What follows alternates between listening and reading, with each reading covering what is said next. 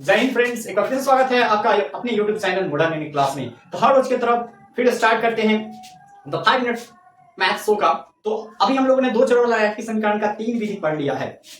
प्रतिस्थापन विधि, तुलनात्मक विधि, लुप्तीकरण विधि। आज विधि है चौथे नंबर यानी बज गुणनखंड विधि का। तो चलिए देखते हैं बिना समय गंवाए हुए बज गुणनखंड विधि। तो बज गुणनखंड विधि को हल करने के लिए दो बात को आपको हमेशा ध्यान रखना होगा, गांठ बांध के रखना होगा। दो बातें, पहला बात जो आपको बता रहा हूं उसको इससे भी लिंक करके बताएंगे। पहला बात, जो डाल पे बैठना है वो डाल नहीं काटना है, जो डाल पे बैठना है वो डाल नहीं काटना है। और दूसरा बात, जहां से खत्म वहां से शुरू करना है।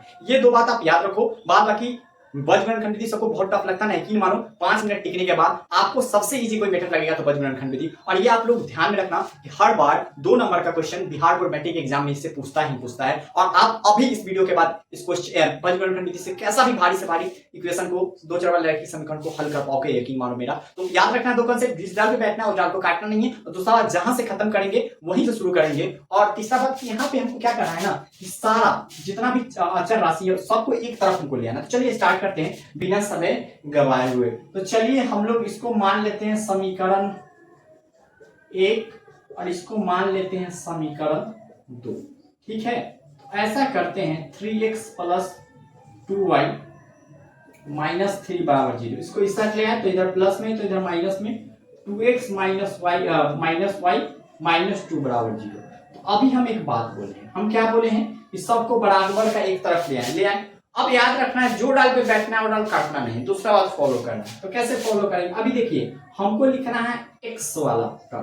कौन टर्म लिखना है, x वाला टर्म। तो क्या x को हम छुएंगे, नहीं। x को छुएंगे क्या, नहीं छुएंगे, क्योंकि x के डाल पे बैठे हुए हैं तो इसको भूल जाइए। यानी इसका गुणांक कितना है 2 और इसका गुणांक कितना है, कुछ नहीं तो यहाँ पे 1 है, -1 x के डाल पे बैठे हुए हैं तो x को नहीं छुएंगे। और यहाँ पे इसका गुणांक क्या है -3 और इसका गुणांक क्या है -2। ठीक, बहुत अच्छा।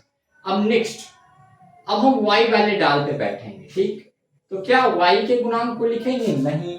जो डाल पे बैठना है वो डाल काटना नहीं है। और दूसरा बात क्या बताएं, जहां से खत्म वहीं से शुरू। तो यहाँ पे खत्म कहां से हो रहा है, -3 -2 वहीं से शुरू। क्या 2 - 1 लिख दिया जाए, नहीं, क्योंकि y वाले डाल पे बैठे हुए हैं तो y का वैल्यू नहीं लिख सकते हैं। तो वहां पे x का वैल्यू क्या है 3 और 2। चलिए अब अचर पद के ऊपर 1 लिखते हैं उसके। ठीक है, अब अचर पद, क्या अचर पद में -3 2 लिख दिया, नहीं, क्योंकि जिस डाल पे बैठते हैं वो डाल काटते नहीं है। और एक और बात, जहां से खत्म वहीं से शुरू। यहाँ पे खत्म कहाँ है 3 2 से, तो यहाँ 3 2 से ही क्या होगा, शुरू होगा।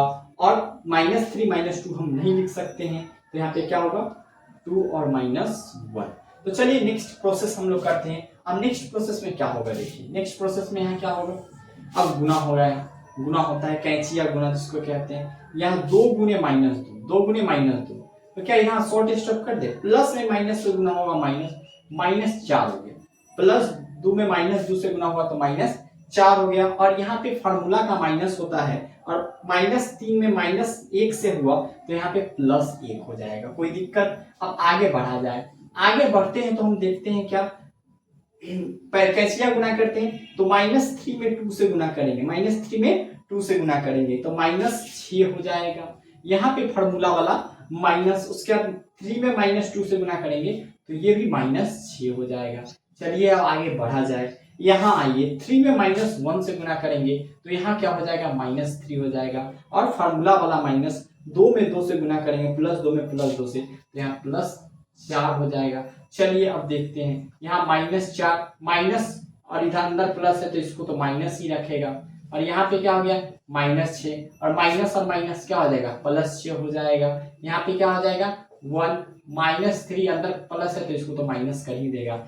x बराबर क्या हो गया -5, यहाँ x के बटे में -5, यहाँ y के बटे में क्या आ गया 0 आ गया। और यहाँ पे x के 1 के बटे में -7 आ गया। अब हम लोग देखते हैं x बराबर y बराबर इतना, x बराबर भी 1 बटे -7 होगा। x बराबर भी क्या होगा 1 बटे -7 हो जाएगा, है ना, -3 और 4। x बराबर भी कितना हो जाएगा -7 हो जाएगा।